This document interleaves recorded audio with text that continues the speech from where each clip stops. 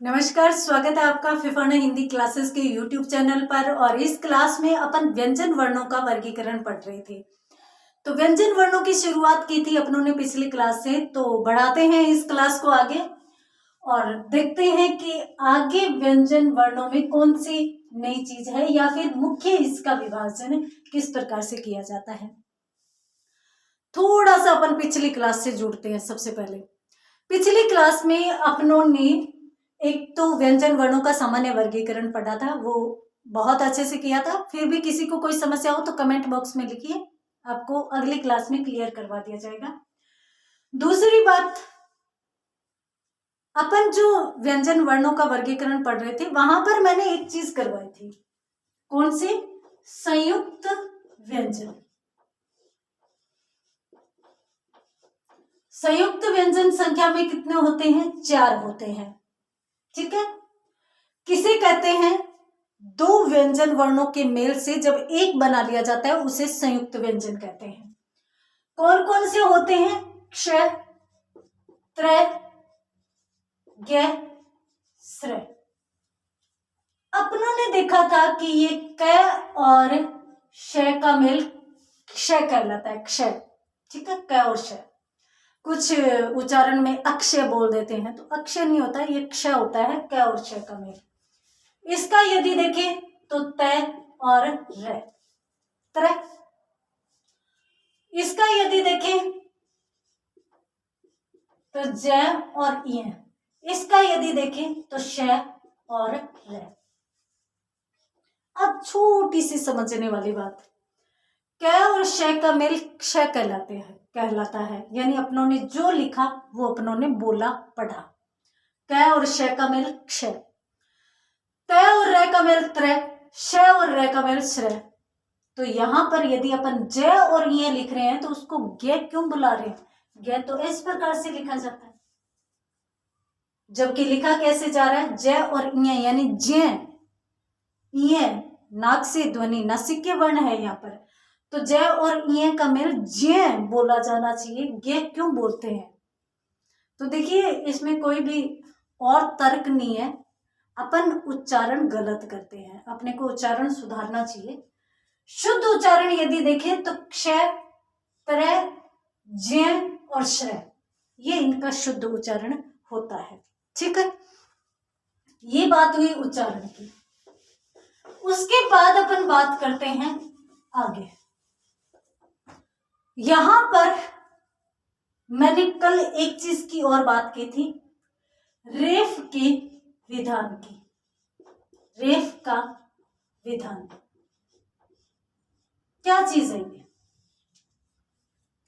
देखिए,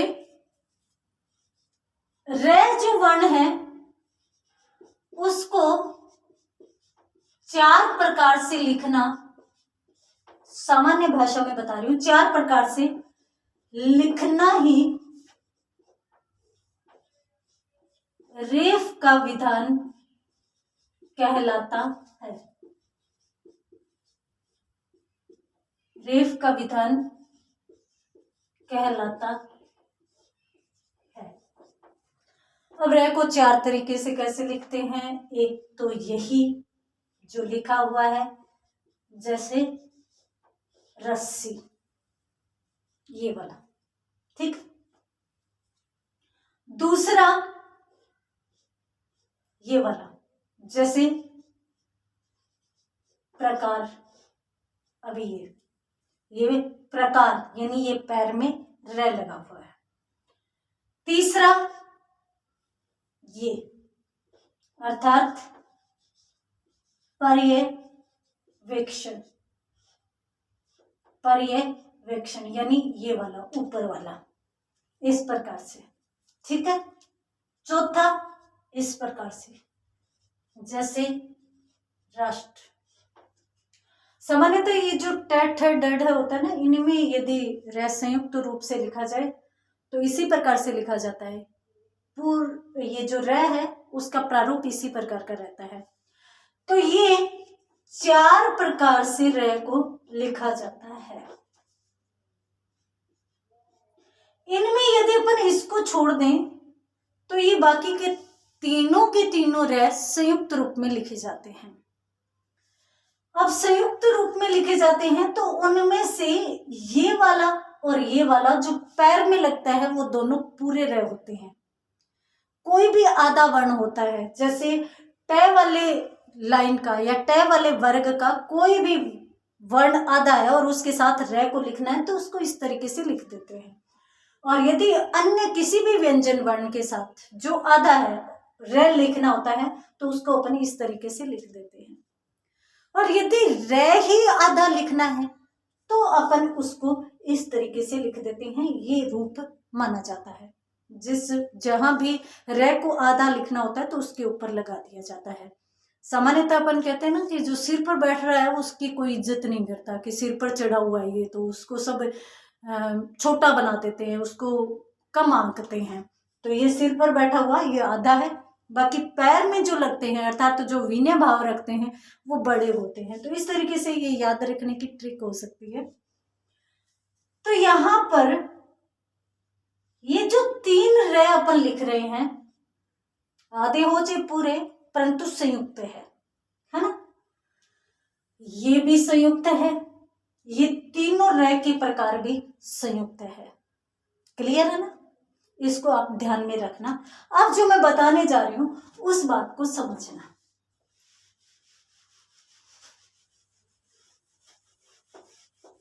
अब आती है मुख्य बात। कौन सी? आप नोट लगाकर लिख लेना, हालांकि मैं कल की क्लास में बता चुकी हूं। संयुक्त व्यंजन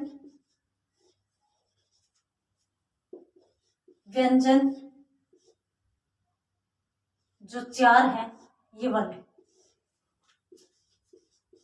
वर्णों एवं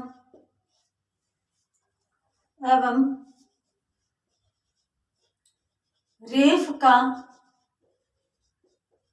विधान को छोड़कर अन्य सभी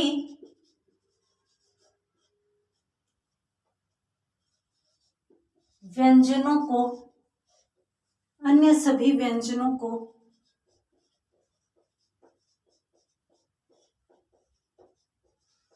अलग अलग कर लिखा जाना ही शुद्ध माना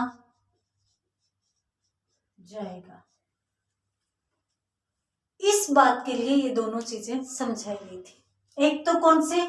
संयुक्त व्यंजन ये, और एक ये। इन दोनों के अलावा जहां भी व्यंजनों को अपन संयुक्त रूप में लिखते आ रहे हैं या लिख रहे हैं उन सभी को अगर अपन अलग अलग करके लिखेंगे तभी वे शुद्ध माने जाएंगे। अब कैसे, क्यों, पहले आप इसका स्क्रीनशॉट लीजिए, उसके बाद अपन उसको भी समझ लेते हैं। देखिए, जैसे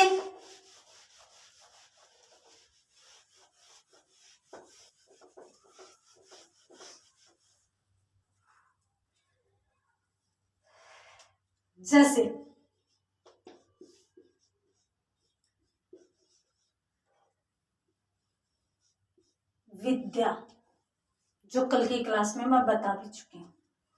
अब इसमें द और यह को अपन ने संयुक्त लिखा है, जबकि इनके अलावा और इसके अलावा किसी भी वर्ण को अपने को संयुक्त लिखना नहीं है, ये हिंदी साहित्य अकादमी कहती है।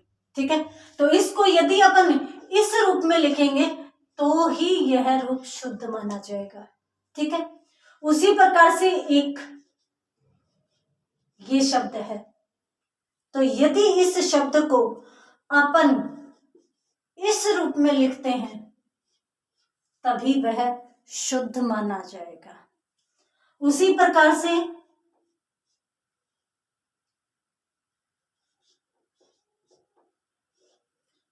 ये जो शब्द है उसको यदि अपन इस प्रकार से लिखते हैं तभी वह शुद्ध माना जाएगा। अर्थात बाकी के सभी व्यंजन वर्णों को अलग अलग करके लिखेंगे तो ही वे शुद्ध माने जाएंगे, अन्यथा वे अशुद्ध माने जाएंगे।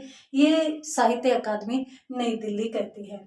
अगर अपन युद्ध शब्द देखें, युद्ध, तो इसको भी अपने को इस प्रकार से लिखना होगा, तभी यह शुद्ध माना जाएगा। तो इनका ये रूप शुद्ध माना जाएगा, यानी बाकी के सभी व्यंजन वर्णों को अलग अलग करके लिखो, सिवाय इसके और सिवाय इसके। इसके लिए ये चीजें बताई गई थी। तो आप इसका भी, अगर उदाहरणों का भी स्क्रीनशॉट लेना चाहते हैं तो स्क्रीनशॉट ले लीजिए। उसके बाद अपन बात करते हैं कुछ अन्य ध्वनियों की। देखिए, सेकंड ग्रेड में प्रश्न पूछ लिया जाता है आगत ध्वनियों का, कि वर्तमान में आगत ध्वनियां कितनी मानी जाती है, कौन कौन सी है। ये प्रश्न भी पूछ लिया जाता है। ग्रेड की एग्जाम है, जाहिर सी बात है कि डीपली प्रश्न पूछे जाएंगे। ठीक है, तो आगे अपन पढ़ने वाले हैं आगत ध्वनियां। अब जैसा कि नाम से स्पष्ट है, आगत ध्वनियां, ध्वनियां मतलब आई हुई ध्वनियां। अब कहाँ से आई हुई? फारसी से आई हुई। अब फारसी भाषा कौन लेकर आया? मुगल लेकर आए, जाहिर सी बात है। तो फारसी से आई हुई ध्वनियां, और फारसी को कौन लेकर आया? मुगल। देखिए, मुगल भारत में आए थे, भारत में आए थे, और जब अलग अलग संस्कृतियां एक दूसरे से मिलती हैं तो जाहिर सी बात है कि दोनों में कुछ न कुछ चेंजेस होते हैं, कुछ लेते हैं और कुछ देते हैं। तो मुगल भारत में आए तो उनकी भाषा फारसी थी, और फारसी भाषा जो थी तो उसकी अपनी अलग ध्वनियां थी। उन ध्वनियों का प्रभाव भारतीय भाषाओं पर पड़ा और भारतीय भाषाओं में उन ध्वनियों को अपना लिया गया था। यदि अपन बात करें प्राचीन काल की, तो प्राचीन काल में एक ध्वनि थी जो लगभग सभी व्यंजन वर्णों के साथ अपना ली गई थी, और वो ध्वनि कौन सी थी? नुक्ता, या जिसे नुक्ला भी कहा जाता है। नुक्ता या नुक्ला जो ध्वनि थी वो सभी व्यंजन वर्णों में अपना ली गई थी। वो कैसे लिखा जाता है? इस प्रकार से, एक छोटा सा बिंदु होता है जो किसी भी व्यंजन वर्ण के साथ लगता है, जैसे ये। ठीक है, अब ये ध्वनियां हैं वो हिंदी में अपना ली गई थी, परंतु जैसे ही मुगल चले गए उसके बाद धीरे धीरे धीरे ये ध्वनियां भी लुप्त होती गई, परंतु पूर्णतः लुप्त नहीं हुई। वर्तमान में भी हिंदी में कुछ ध्वनियां हैं या कुछ व्यंजन वर्ण हैं जिनके साथ ये नुक्ता या नुक्ला लगाया जाता है। अब ये नुक्ता या नुक्ला किस लिए लगाया जाता है? अर्थभेद के लिए लगाया जाता है, अर्थभेद के लिए। यदि दो शब्दों का अर्थ अलग अलग हो तो यह नुक्ता लगाया जाता है। तो यह अर्थ बदलता कैसे है? देखिए, यदि एक सामान्य रूप से व्यंजन वर्ण लिखा गया है तो वो सामान्य रूप से उच्चारित होगा, और यदि उसके साथ नुक्ता या नुक्ला लगा दिया गया तो उसमें हल्का दबाव लगाकर और उसका उच्चारण करना होगा, और जैसे ही अपन हल्का दबाव लगाएंगे उसका अर्थ बदल जाएगा। तो अर्थभेद के लिए इसका प्रयोग किया जाता है। तो कैसे, चलिए देख लेते हैं। सबसे पहले तो अपन इसकी परिभाषा अच्छे से लिख लेते हैं, ताकि आप यदि नोट्स बना रहे हैं तो आपको किसी भी प्रकार की कोई समस्या नहीं आए। ठीक है, तो आगत ध्वनियां या आई हुई ध्वनियां, तो इसमें अपन लिखेंगे कि जब मुगल साम्राज्य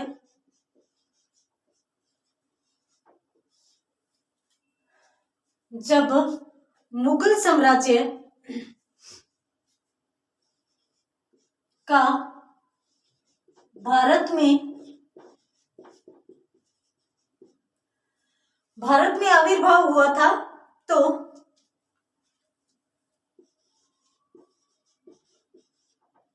आविर्भाव हुआ तो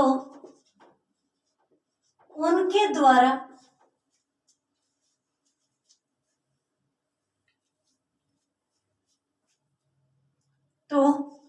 उनके द्वारा, अब देखिए, प्रयुक्त की जाने वाली ध्वनियां, की जाने वाली ध्वनियां हिंदी में भी प्रयुक्त की जाने लगी। हालांकि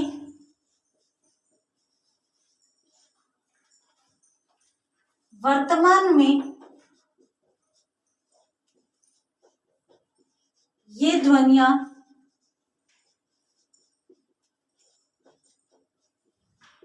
प्रायः लुप्त हो चुकी है। प्रायः लुप्त हो चुकी है का मतलब है कि उस समय लगभग सभी वर्णों के साथ थी, अब सभी वर्णों के साथ नहीं है। तो एक बार आप इसका स्क्रीनशॉट लीजिए, उसके बाद अपन बात करते हैं।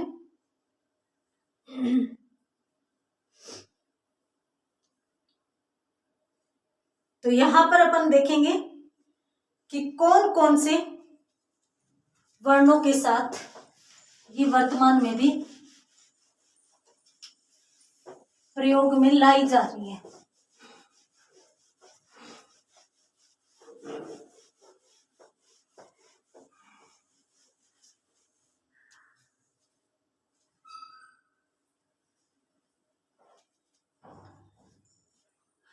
वर्तमान में प्राय लुप्त हो चुकी है कुछ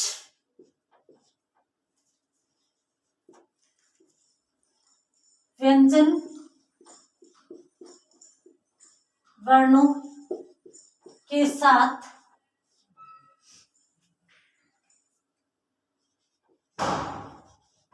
अर्थभेद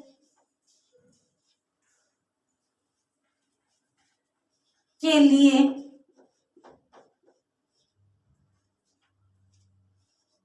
इन ध्वनियों का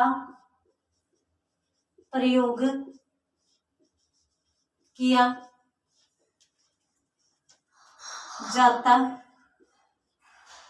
है। अब ये कितनी ध्वनियों के साथ वर्तमान में प्रयोग किया जा रहा है, किया जाता है, तो यदि अपन संख्या की बात करें तो संख्या में ये कुल 5 हैं। कौन कौन सी है? तो क, ख, ग, ज, फ, ये 5 वर्णों के साथ आज भी इन ध्वनियों का प्रयोग किया जा रहा है। तो इनका भी स्क्रीनशॉट लीजिए और किस प्रकार से अर्थभेद होता है वो भी अपन देखेंगे। देखिए, तो वर्तमान में इन 5 ध्वनियों के साथ, हाँ, ये मैं इसलिए बता रही हूं क्योंकि इसमें प्रश्न पूछा जा चुका है। सीधा का सीधा प्रश्न आ जाता है कि वर्तमान में फारसी ध्वनियां कितने वर्णों के साथ प्रयोग में लाई जाती है। तो फारसी ध्वनि नुक्ला या नुक्ता है, वो जो 5 व्यंजन वर्णों के साथ प्रयोग में लाया जा रहा है। या अपन यूं कह सकते हैं कि ये 5 ध्वनियां आज भी हिंदी में प्रयोग की जा रही है। अब यदि अपन बात करें कि भाई किस प्रकार से प्रयोग में ली जाती है, तो मैंने आपको बताया था कि भाई अर्थभेद के लिए। तो देखिए, एक शब्द है यहाँ पे राज। किसका राज है वर्तमान में? अपन कहते हैं कि भाई अगर राजनीतिक दल की बात करें तो भारतीय जनता पार्टी यानी बीजेपी का राज है ना। तो राज का शाब्दिक अर्थ क्या हुआ? शासन, शासन। अब मान लीजिए कि मैंने यहां पर जय के साथ नुक्ता लगा दिया या नुक्ला लगा दिया, तो अब जय को हल्का दबाव देके उच्चारित करना है। राज क्या है? तो अब अपन अगर हल्का दबाव लगाएंगे तो राज, राज का मतलब हो जाएगा रहस्य। इस प्रकार से इसमें अर्थभेद हो जाता है, अर्थ परिवर्तन हो जाता है। देखिए, बाकी सारे के सारे वर्ण सेम है, सिर्फ नुक्ला लगा है यहाँ पे। तो जैसे ही नुक्ला लगा वैसे ही इसका अर्थ बदल गया, अर्थ परिवर्तित हो गया। उसी प्रकार से मान लीजिए कि आपने यूं कहा कि खाने में क्या बनाया है, तो खाना भोजन अपन सामान्यतः इसको किस अर्थ में ले जाते हैं? भोजन के अर्थ में। अब इसको भी अपन नुक्ला के साथ प्रयोग में ले तो अपन कहेंगे कि उस खाने में क्या है। अब ख पे दबाव लगेगा तो खाने में क्या है, मतलब खाने का मतलब यहाँ पर डिब्बा हो जाता है या फिर जो भी रिक्त स्थान होता है वो इसमें हो जाता है। तो यहाँ पर भोजन और इधर रिक्त स्थान हो जाता है। तो इस प्रकार से सारे वर्ण सेम होने के बाद भी सिर्फ एक नुक्ला या नुक्ता लगते ही अर्थ में बदलाव आ जाता है, परिवर्तन आ जाता है। तो इसलिए अर्थ भेद हेतु और इन ध्वनियों का प्रयोग वर्तमान में भी हिंदी में किया जाता है। आप ये चीज हमेशा ध्यान रखेंगे कि नुक्ला या नुक्ता वर्तमान में सिर्फ 5 ही वर्णों के साथ लगता है, क ख ग ज फ। एक तो क वर्ग के ही 3 हो गए, क ख ग कंटिन्यू हो गए, तो इस तरीके से वो याद हो जाएंगे क ख ग। और उसके बाद ज और फ, ये 2 वर्ण और हैं, यानी 5 ही ध्वनियां, 5 ही वर्ण हैं जिनके साथ प्रयोग में लाया जाता है। तो ये आप विशेष तौर से ध्यान रखेंगे। इसको भी आप नोट कर लीजिएगा, इनका भी स्क्रीनशॉट ले लीजिएगा ताकि आगे आपको ये चीज ध्यान में रहे कि कहाँ पर कैसे इनको प्रयोग में लाया जाता है। ये तो आगे सामान्य बातें। अपनों ने बात की व्यंजन वर्ण कितने होते हैं? 33 होते हैं जी। कितने भागों में वर्गीकृत किया जाता है? तो सामान्य वर्गीकरण में 3 भागों में वर्गीकृत किया जाता है। और वो तीनों भाग अपनों ने पढ़ लिए। उसके बाद कुछ सहायक चीजें थी, कुछ विशिष्ट बातें थी जिनको भी अपनों ने क्लियर कर लिया। अब अपन बात करते हैं मुख्य वर्गीकरण की, यानी व्यंजन वर्णों का मुख्य वर्गीकरण अब अपन पढ़ने वाले हैं। तो सबसे पहले तो जिस प्रकार से अपनों ने स्वरों को पढ़ा था कि 5 आधारों में बांटा जाता है, तो उस प्रकार से व्यंजनों का वर्गीकरण कितने आधारों में होता है, चलिए देख लेते हैं। तो व्यंजन वर्गीकरण, व्यंजन वर्गीकरण। अब व्यंजन वर्णों का वर्गीकरण यदि अपन देखें तो 2 आधारों पर इनको बांटा जाता है, 2 आधारों पर इनका विभाजन किया जाता है। पहला उच्चारण स्थान के आधार पर, स्थान के आधार पर। दूसरे वर्गीकरण की यदि अपन बात करें तो वो आता है प्रयत्न विधि के आधार पर।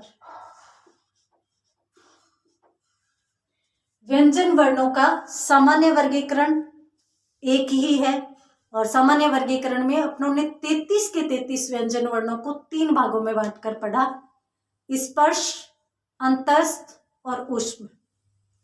अब अपन पढ़ने जा रहे हैं व्यंजन वर्णों का मुख्य वर्गीकरण। और मुख्य वर्गीकरण 2 आधारों पर किया जाता है, उच्चारण स्थान के आधार पर और प्रयत्न विधि के आधार पर। तो व्यंजन वर्णों का 2 आधारों पर वर्गीकरण आप स्क्रीनशॉट लीजिए। उसके बाद अपन बात करते हैं पहले वर्गीकरण की, उच्चारण स्थान के आधार पर वर्गीकरण।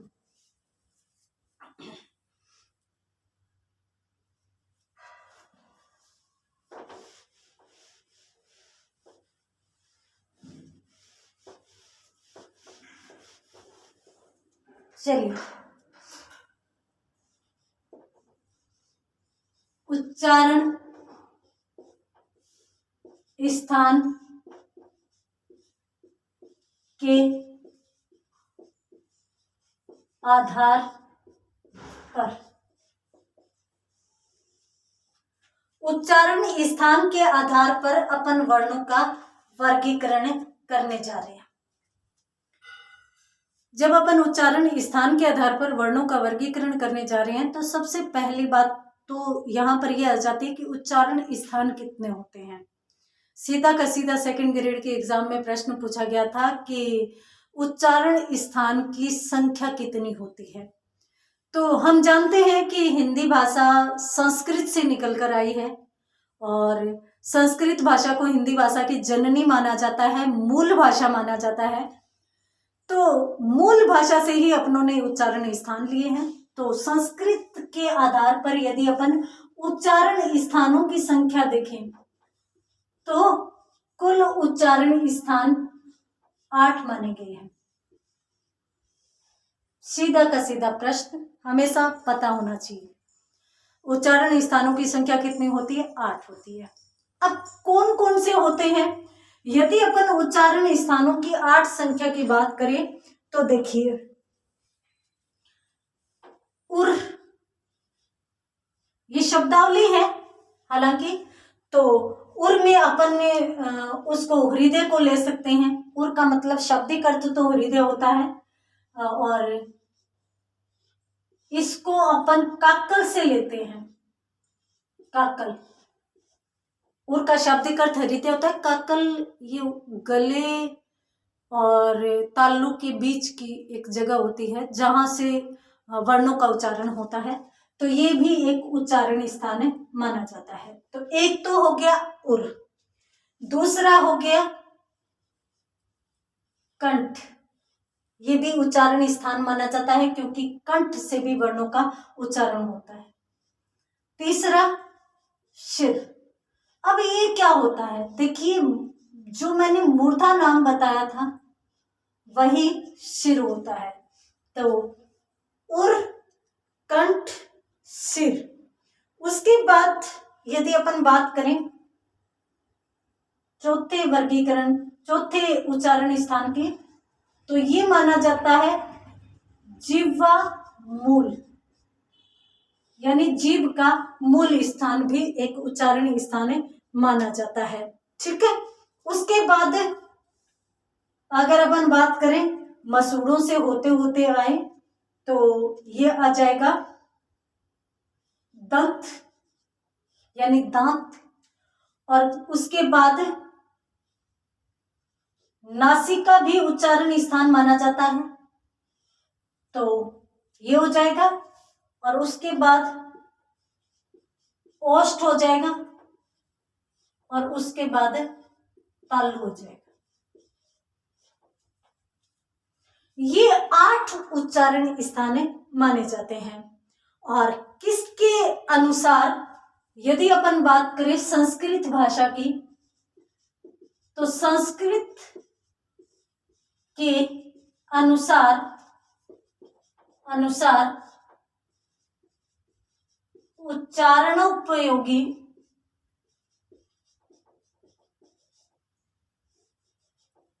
स्थान,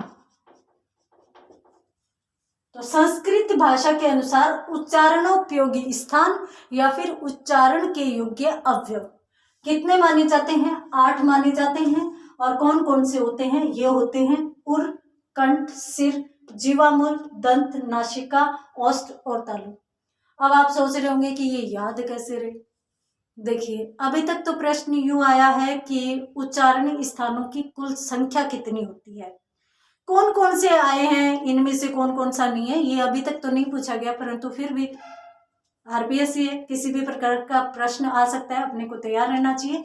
तो मैं यहाँ पे बता देती हूँ। देखिए, एक सूत्र याद कर लीजिए, उक्सी